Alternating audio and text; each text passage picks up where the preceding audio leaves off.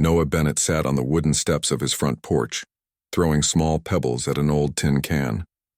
The summer sun beat down on his freckled face as he tried to ignore the sound of his mother crying inside the house. She cried a lot these days. Ever since Dad disappeared 6 months ago, their house stood at the edge of Pinewood, a town that had changed in the 3 years since the visitors arrived. Most folks called the visitors aliens, or worse, but Noah's father had always corrected him. "They're visitors, son, guests on our planet. We should treat them with respect." Dad had been one of the few humans who welcomed the tall, shimmering beings who came from somewhere beyond the stars. As a scientist who studied life on other planets, he believed humans and visitors could learn from each other.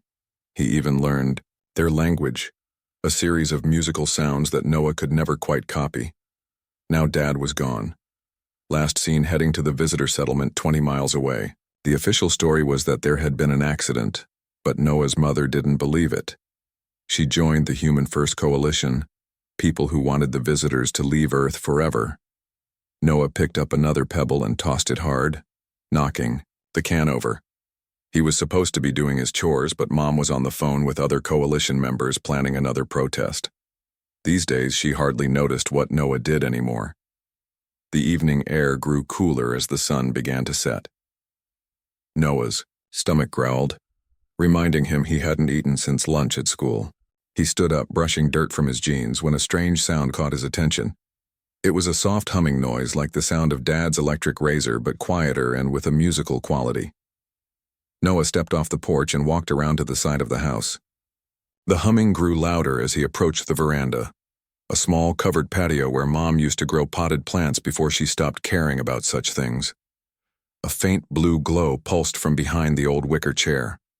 Noah moved closer, curious, but cautious. The visitors' technology often gave off similar light. Dad had once brought home a small device that glowed blue and could clean dirty water in seconds. Noah pushed the chair aside and gasped. There on the wooden planks of the veranda sat a small pod about the size of a bread box. It looked like the visitor vehicles he'd seen flying overhead, but tiny. The surface was smooth and slightly transparent, with swirling patterns that seemed to move beneath the surface. The humming stopped suddenly and the top of the pod became clear as glass. Noah leaned closer and then jumped back in shock. Inside the pod was a baby, but not a human baby. The infant was small, maybe the size of his cousin's newborn he'd seen at Christmas, but its skin shimmered with blues and greens that shifted like the northern lights Dad had shown him in books. Instead of hair, the baby had what looked like soft, short tentacles that glowed faintly. Its eyes, when they opened briefly, weren't white with colored centers like human eyes, but appeared to contain tiny stars or galaxies. Noah knelt beside the pod, fascinated.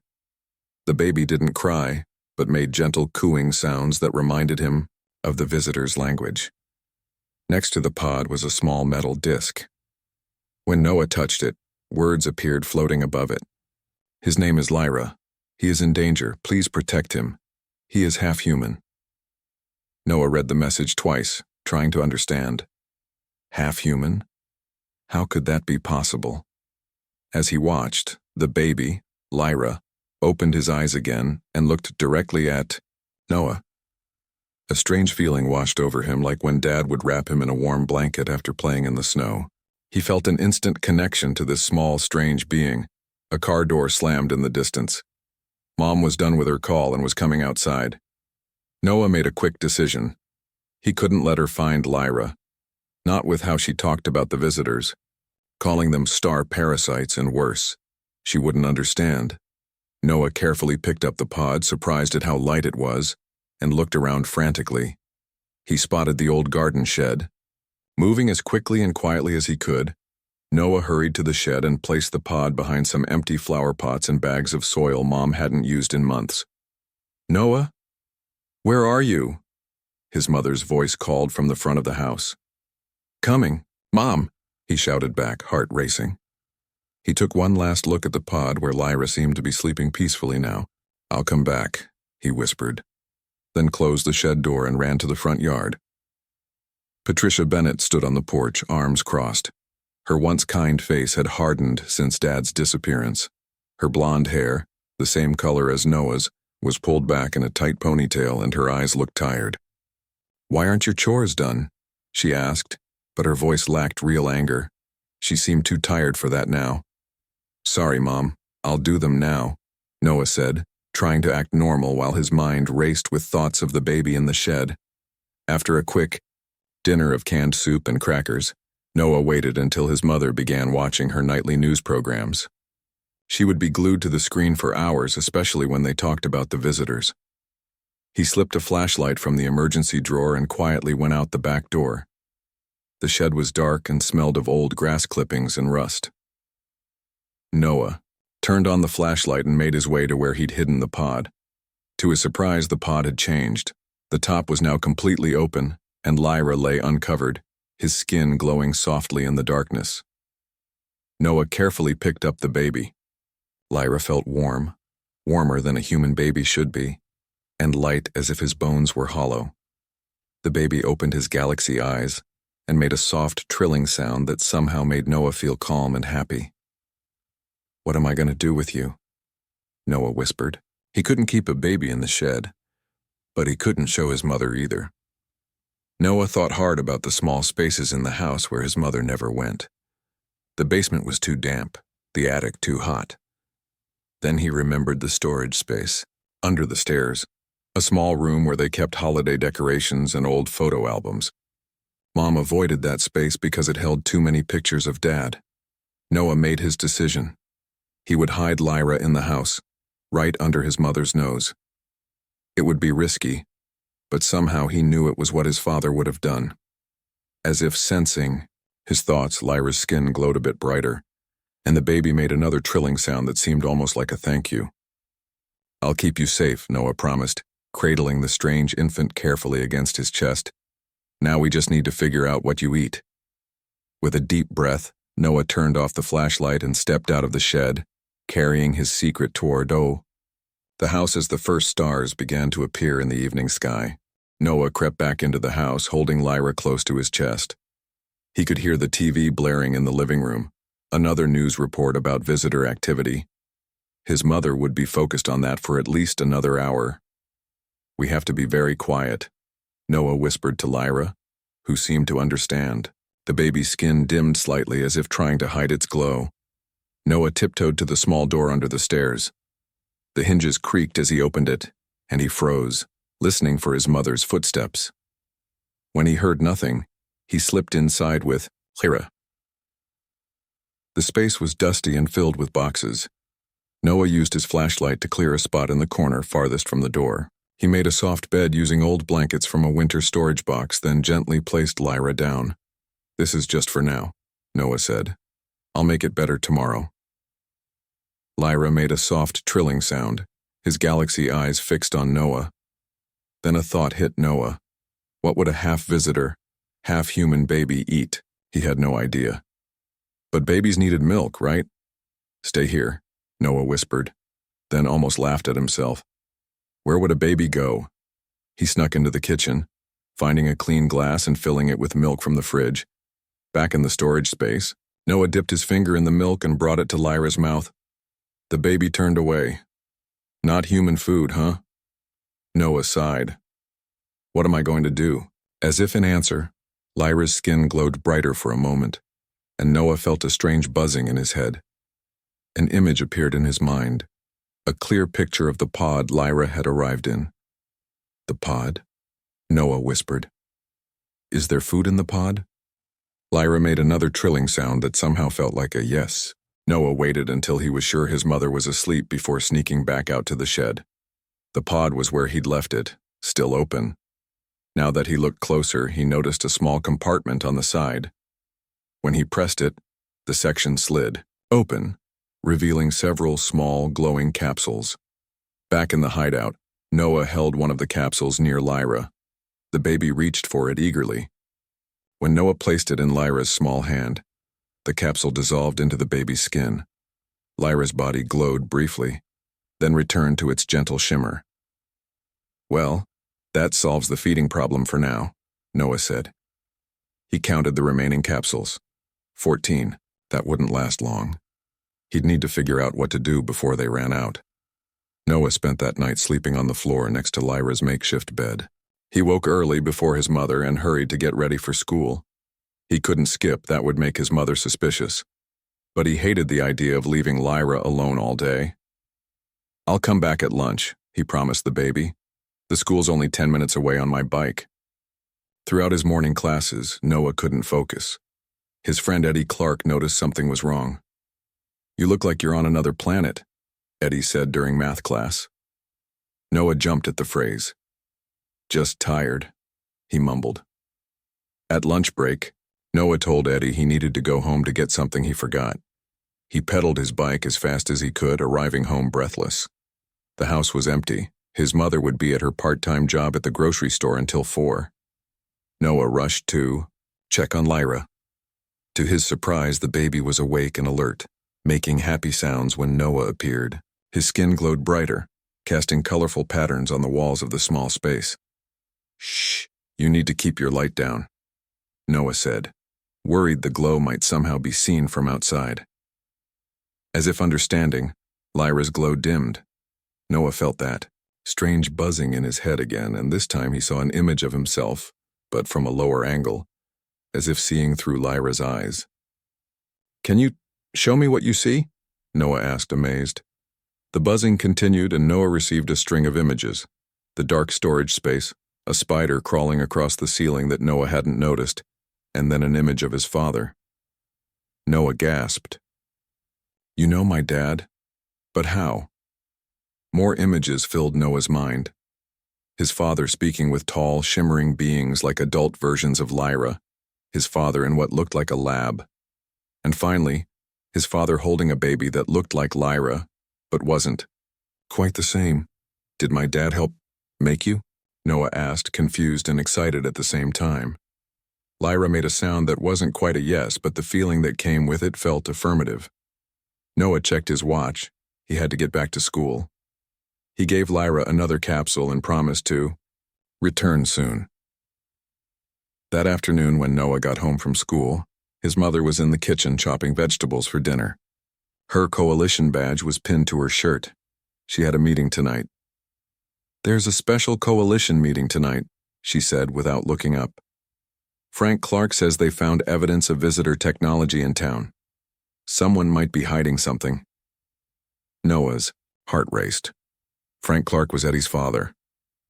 "What kind of technology?" he asked, trying to sound casual. "A transport pod. Small one.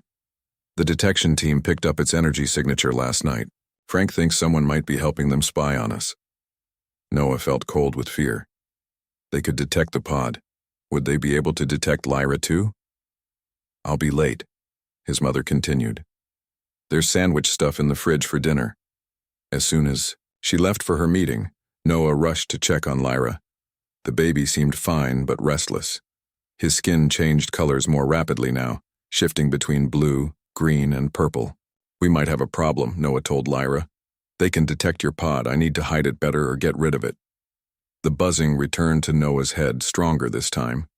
He saw images of the pod being taken apart, its pieces buried in different places. "You want me to break it up?" Noah asked. "But what if you needed to go back?" The feeling that came with the next image was clear. There was no going back. Lyra was here to stay. That night, after his mother returned from her meeting and went to bed, Noah snuck out to the shed with a hammer and screwdriver. He carefully took the pod apart, amazed at how easily it came apart once he found the right spots to press. The pieces lost their glow as they separated from each other. Noah spent hours burying pieces of the pod in different spots around the yard and in the woods behind their house. He kept only the small compartment with the food capsules, hiding it in his sock drawer. When he finally returned to check on Lyra, he found the baby sleeping peacefully. But as Noah watched, Lyra's form seemed to shift slightly. His skin looked less shimmery, more solid, and the tentacle-like hair seemed shorter, more like human hair, though still with a faint glow. "Are you changing?" Noah whispered. "Becoming more human?" He remembered what the message had said. He is half human. Maybe Lyra could change his appearance to look more like either side of his heritage, Noah felt a wave of protectiveness wash over him. Whatever happened, he would keep Lyra safe. He just hoped he could hide him long enough to figure out what to do next. Outside the house, a coalition patrol car drove slowly past, its spotlight sweeping across the front yard. The hunt for visitor technology had begun, and Noah and Lyra were right in the middle of it. 3 days passed. Noah settled into a routine of checking on Lyra before school, rushing home during lunch, and spending every possible moment with the baby after school. Lyra continued to change, his skin now only glowing when he was excited or upset, and his hair looking more like a human child's, though with an unusual blue tint. The food capsules were running low. Only 5 remained. Noah worried about what would happen when they ran out. On the 4th morning, Noah woke to a strange feeling. It wasn't the buzzing in his head that he'd gotten used to, Lyra's way of sharing images and feelings. This was different, like knowing someone was calling his name without hearing it. Noah got out of bed and quietly made his way to the storage space under the stairs. Lyra was awake, his eyes fixed on the door as if he'd been waiting for Noah. "What's wrong?" Noah whispered. Instead of images, this time Noah felt emotions, hunger, but also something else. Curiosity, loneliness. The feelings were stronger than before, more complex. "You're getting better at this, aren't you?" Noah said, smiling, talking to me without words. Lyra's skin glowed briefly in response, and Noah felt a warm feeling that he understood as happiness. Noah gave Lyra one of the remaining food capsules, then sat beside him. "I have to figure out what you'll eat when these are gone. Maybe you can start eating human food soon." He held out a small piece of banana he'd brought. Lyra touched the fruit, then put it to his mouth. He didn't eat it, but he didn't turn away either. Progress, Noah thought. At school that day, Noah found it hard to focus. The connection with Lyra seemed to be growing stronger even from a distance. During history class, he suddenly saw a clear image of his mother entering the house for lunch, something she never did. Panic shot through him.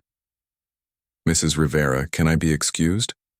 Noah asked, barely waiting for his teacher's nod before rushing out. He rode his bike home faster than ever before, arriving just as his mother was walking toward the kitchen. "Noah," Patricia said, surprised. "What are you doing home?" "I forgot my science project," Noah said quickly. "What are you doing home?" "Early lunch break." She looked at him suspiciously. "You've been acting strange lately, always rushing home." "Just busy with school stuff," Noah said, edging toward the stairs. "I'll get my project and go right back." His mother frowned but went to the kitchen. Noah quickly checked on Lyra, finding him quiet but tense, as if he'd sensed the danger. Noah gave him a reassuring pat, then grabbed a random notebook from his room to support his story. "Got it," he called to his mother as he headed for the door. "See you after school?" That night, Noah couldn't sleep. The connection with Lyra was getting stronger, and now he could feel the baby's emotions even from his bedroom upstairs. Lyra was not just sending him images and feelings, he was sharing dreams. Noah closed his eyes and found himself seeing what looked like outer space. Stars, glowing nebulas, and strange structures floating among them. The structures looked like cities made of light, with tall spires and bridges connecting them. Was this where the visitors came from? The dream shifted, and Noah saw people in white coats working in a lab. His father was among them, talking with the visitors, examining equipment Noah didn't understand. In the center of the lab was a row of small pods, similar to the one Lyra had arrived in. Noah tried to focus on his father's face, to hear what he was saying, but the dream shifted again. Now he saw what looked like fighting, visitors arguing with each other in their musical language. Some pointed at the pods, their skin flashing angry colors. Others, including one that seemed somehow familiar to Noah, stood protectively near the pods. When Noah woke the next morning, he knew these weren't just dreams. They were memories. Lyra's memories, or perhaps memories passed to him from his parents. That day at school, Eddie Clark sat next to Noah at lunch. "Dad says they found pieces of alien tech buried in different places around town," he said. "They're going to do house-to-house searches this weekend." Noah's stomach dropped. Everywhere? Starting with the neighborhoods closest to where they found the pieces, Eddie said. Your area is first. Noah barely heard the rest of what Eddie said. He needed to find a better hiding place for Lyra. The space under the stairs wouldn't be good enough if they searched the house. When Noah checked on Lyra during lunch break, he found another change. Lyra was sitting up on his own now, reaching for Noah when he entered. The baby shouldn't be able to sit up yet. He seemed only a few weeks old. But maybe visitor babies developed faster. Or maybe hybrid babies did. We need a new hiding place, Noah told Lyra. Somewhere they won't search. That evening, Noah's mother brought home news that confirmed his fears. The coalition is organizing searches, she said as they ate dinner. Frank Clark asked me to be on the team for our street. We start Saturday morning. Noah pushed his food around his plate. What exactly are you looking for? Visitor technology. Signs of infiltration. She looked at him with sudden intensity. Have you noticed anything strange lately? Anything out of place in the neighborhood? Noah shook his head. No. Nothing. Well, if you do, you tell me right away. The visitors are getting more desperate.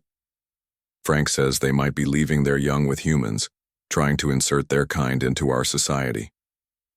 Noah nearly choked on his water. How did they know? That night, Noah sat with Lyra in the storage space, thinking hard. We need to leave before Saturday, he told the baby. But where can we go?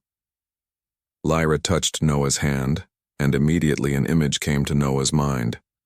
The cave in the woods where he and his father used to go hiking. Miller's Cave, Noah said, surprised. How do you know about that? The answer came not in images but in a feeling, a sense of connection to Noah's father, as if Lyra somehow shared memories with him. Did my dad help create you? Noah asked. Is that why you were brought to our house? Lyra's eyes seemed to glow more intensely, and Noah felt a definite yes, along with a more complex feeling of purpose and hope. Noah spent the next day preparing. He took his backpack to school but filled it with supplies instead of books. His allowance money, a flashlight with extra batteries, matches, a small pot, some food, and the last 3 food capsules for Lyra. After school, he added a blanket, a change of clothes, and a small first aid kit from the bathroom. That night, Noah waited until his mother was asleep. He crept downstairs and gently picked up Lyra, who seemed to understand the need for silence. The baby's skin remained unglowing, his galaxy eyes watching Noah trustingly. We're going on a trip, Noah whispered. We need to be very quiet. Noah left a note on his bed saying he was going camping for the weekend and would be back. It wasn't a great excuse, but it might prevent his mother from calling the police immediately. The night was cool and clear, with a half moon providing just enough light to see. Noah carried Lyra in a makeshift sling he'd created from an old shirt, the baby's warmth against his chest comforting as they set off into the dark woods. Miller's Cave was 3 miles away, a hike that would normally take about an hour. Moving carefully in the dark with Lyra would take longer, but they needed to be far away by morning. As they walked deeper into the forest, Lyra's skin began to glow softly, providing a gentle light for their path. Noah felt the baby's excitement and curiosity at being outside for the first time since his arrival. I'll keep you safe, Noah promised, though he wasn't entirely sure how. We just need to hide until I can figure out what to do next.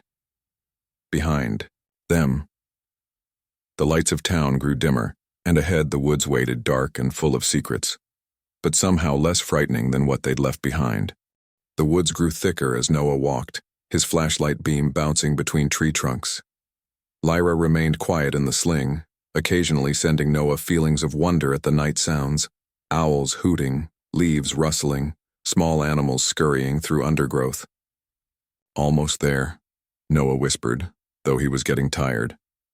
His arms ached from carrying Lyra and his legs felt heavy, but he couldn't stop. Not with the coalition's search planned for tomorrow. The moon had moved high in the sky when Noah finally spotted the rocky outcrop that marked the entrance to Miller's Cave.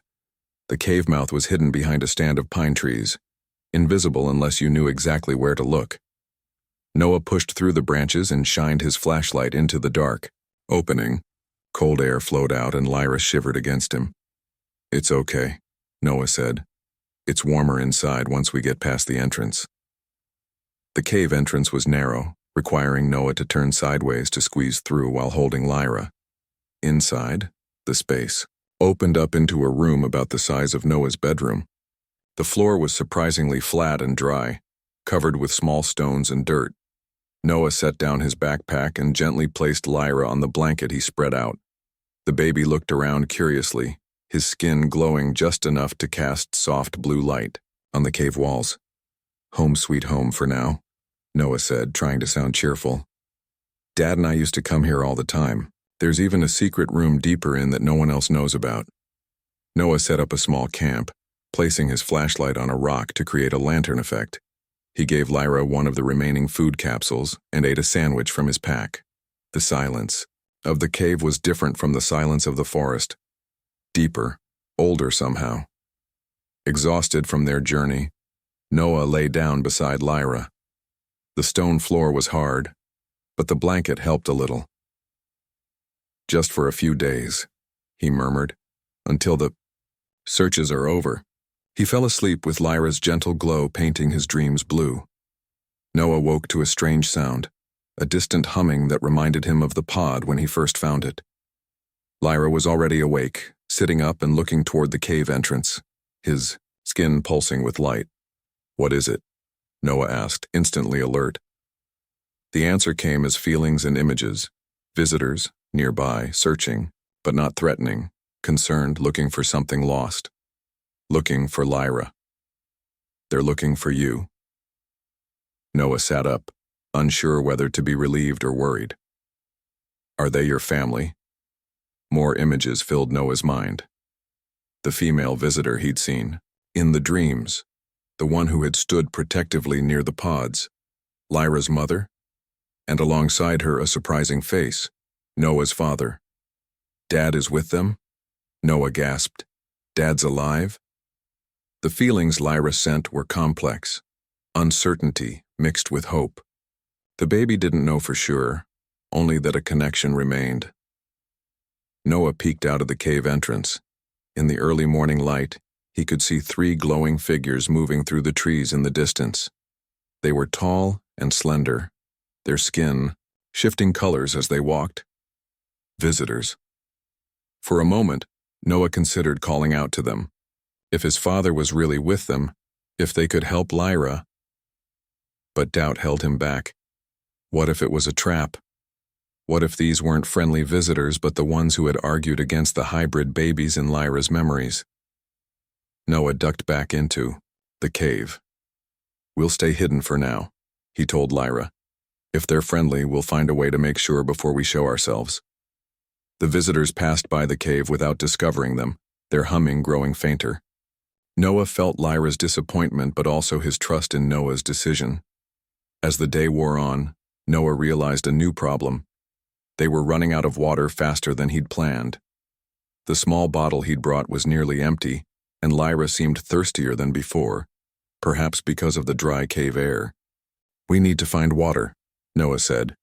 "There's a stream nearby, but I'm afraid to go out during daylight." He remembered a solution. Deeper in the cave, past the main chamber, was a small underground stream. His father had shown it to him during one of their explorations. "Come on," Noah said, picking up Lyra. "Let's find that water." With his flashlight in one hand and Lyra in the other, Noah made his way deeper into the cave. The passage narrowed, forcing Noah to duck his head. Lyra's glow helped light the way, his skin brighter now as if excited by the adventure. The passage opened into a smaller chamber where water trickled down one wall, forming a small pool before disappearing into a crack in the floor. Noah scooped some water with his hand, tasting it, cold and fresh just as he remembered. He filled his water bottle and helped Lyra drink a little. The baby seemed to enjoy it, reaching for more. As they rested by the pool, Noah noticed something he hadn't seen before, markings on the cave wall. They looked like writing, but not in any language Noah recognized. The symbols glowed faintly with a similar blue tint to Lyra's skin. Did visitors make these? Noah wondered aloud. Lyra's response came as a feeling of ancient connection. These markings were old, much older than the recent visitor arrival on Earth. Noah traced the symbols with his finger, feeling a slight tingle. They've been coming here for a long time, haven't they? This isn't their first visit to Earth. The revelation should have frightened him, but instead, Noah felt a strange sense of wonder. The universe was bigger, older, and more connected than he'd imagined. A sudden noise from the main chamber broke Noah's thoughts. Voices. Human voices. The coalition search parties must have extended to the woods. We need to hide, Noah whispered, picking up Lyra. The secret room. Now's the time to use it. At the back of the water chamber, behind a fallen rock, was a narrow crack barely wide, enough for a person to squeeze through. Noah had discovered it during a game of hide-and-seek with his father years ago.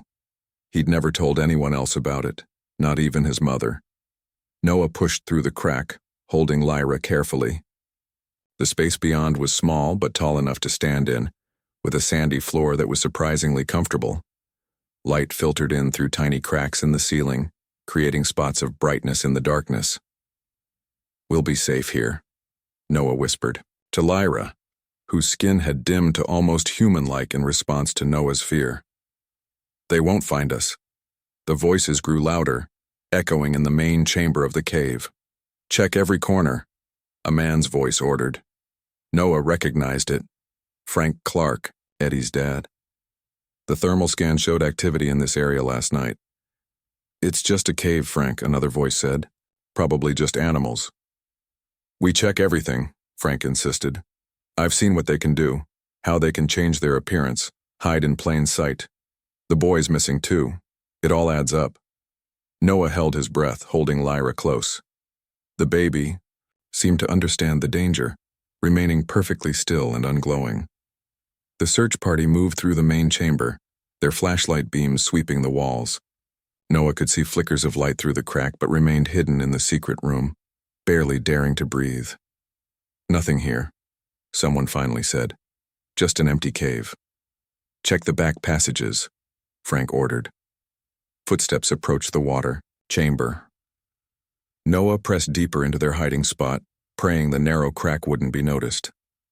Lyra sent him feelings of calm, somehow helping Noah control his fear. Light flooded the water chamber as the search party entered. Look at this, one of them said. Water source. And these markings, what are they? Some kind of graffiti, Frank dismissed. Old hippie stuff. Keep looking. They searched the water chamber for several minutes, but none approached the fallen. Rock hiding the secret room. Finally, Frank called them back. Nothing here, let's check the ridge caves next. The footsteps retreated, voices growing fainter. Noah waited, counting to 300 slowly in his head before daring to peek out. The cave was empty again, silent except for the gentle trickle of water. That was close. Noah whispered to Lyra, whose skin began to glow again softly. Too close. As night fell, Noah made a difficult decision. They couldn't stay in the cave, it wasn't safe.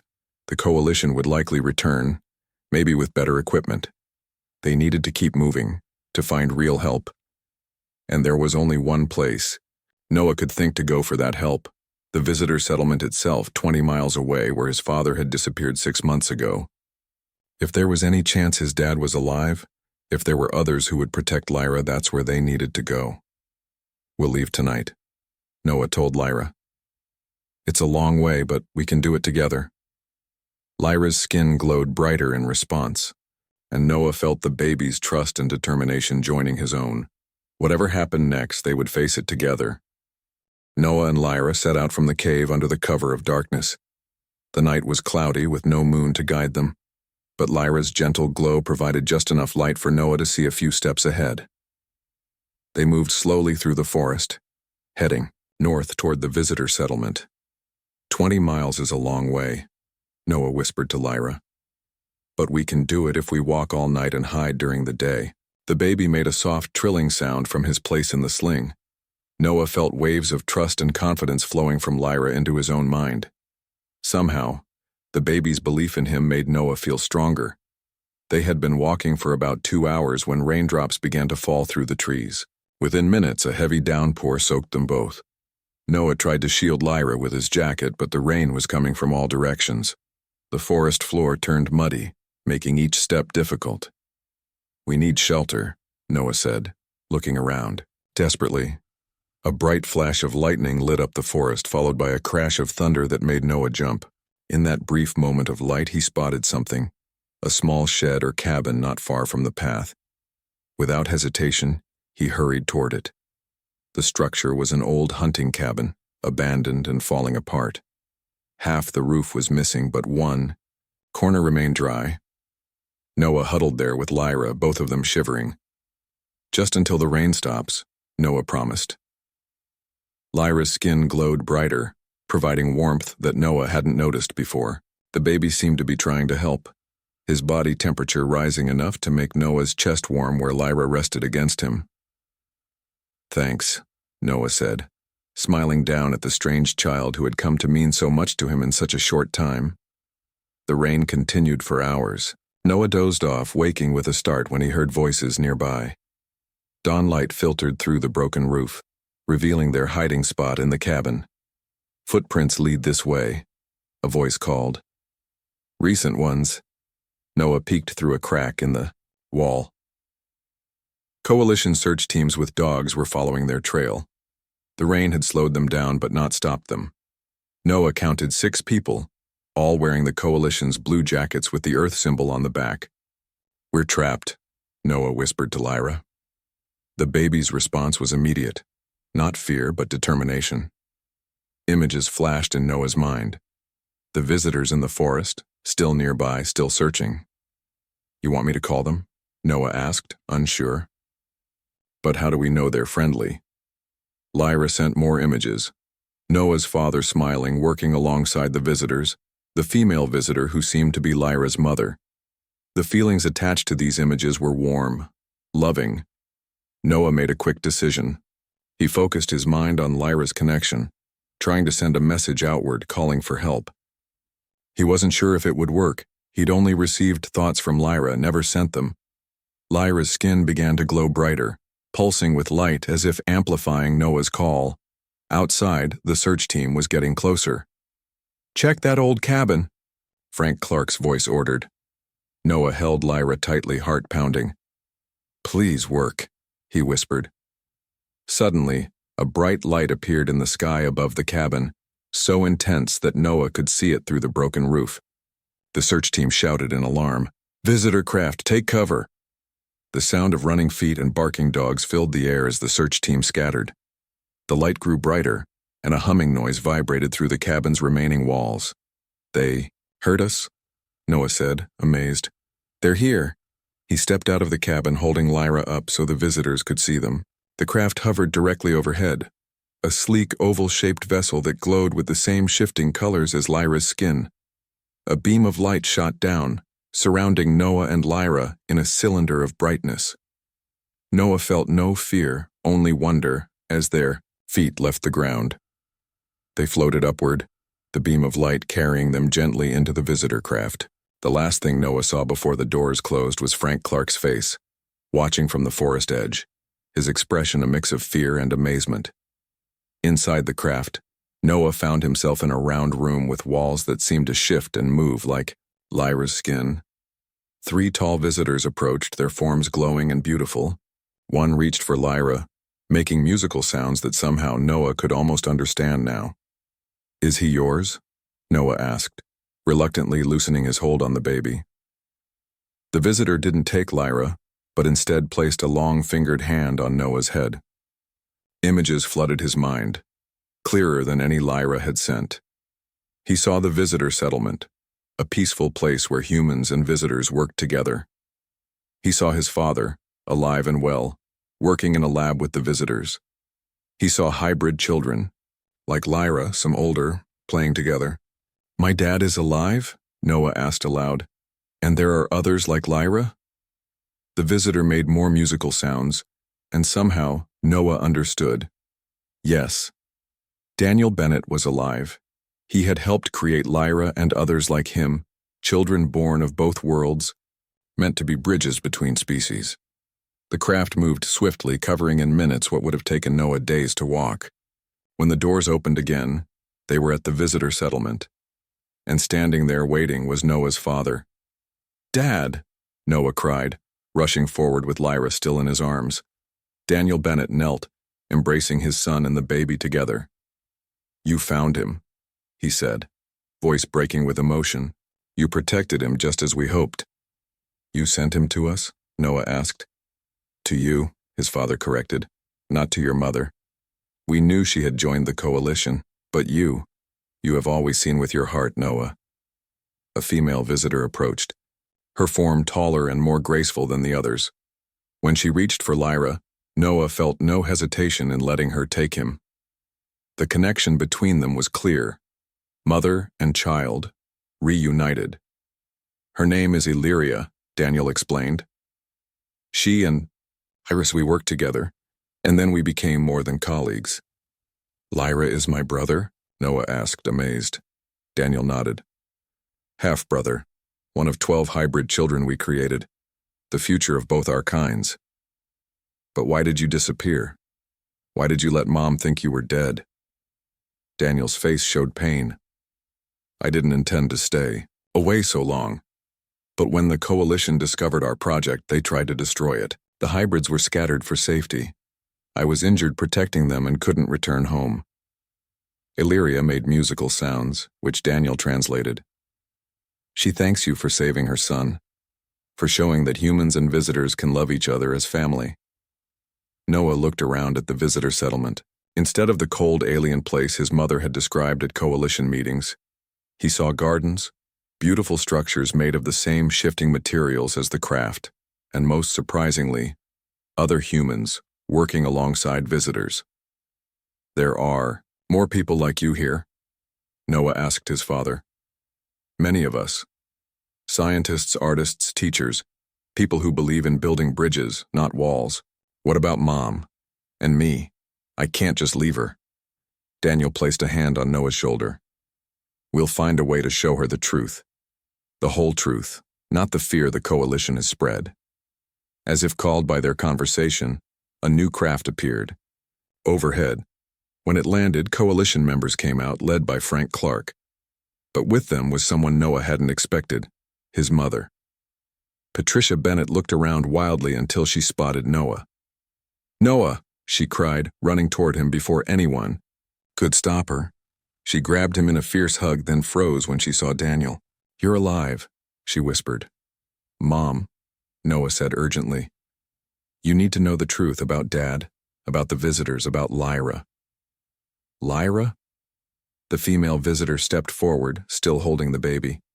Lyra's skin glowed brightly as he reached toward Patricia, making the soft trilling sound Noah had come to love. Patricia stared at the baby, then at Daniel, confusion and anger battling on her face. "You chose them over us?" "No," Daniel said gently. "I chose a future where there is no them and us, only one family, human and visitor together. That's what Lyra represents." Lyra reached out again, and to Noah's surprise, Patricia didn't back away. The baby's small hand touched her cheek, and Noah knew what was happening. Lyra was showing her images, feelings, the truth that words couldn't convey. Patricia's expression changed, softened. Tears filled her eyes. She looked at Daniel, then at Noah. "You knew," she said to her son. "You understood when I couldn't." Noah nodded. "I just did what Dad would have done. What you would have done before you were afraid." Frank Clark approached, weapon raised. "Step away from the visitors, Patricia. They're controlling your mind." Patricia turned to face him. "No, Frank. They're showing me the truth. The coalition has been wrong. I've been wrong. These aren't our enemies." Other coalition members moved closer, uncertain, but then more hybrid children appeared, small figures with glowing skin in different hues, some walking on their own, others carried by visitor parents. "Look at them," Noah said loudly. They're children, children of both worlds. The visitors began to sing, a sound so beautiful that everyone, even Frank, stopped to listen. The hybrid children joined in, their voices blending human words with visitor music. And there, in that moment, something began to change. Not everything, not all, fears and doubts, but enough to make a start. A bridge like Lyra himself between two worlds that had been separate for too long.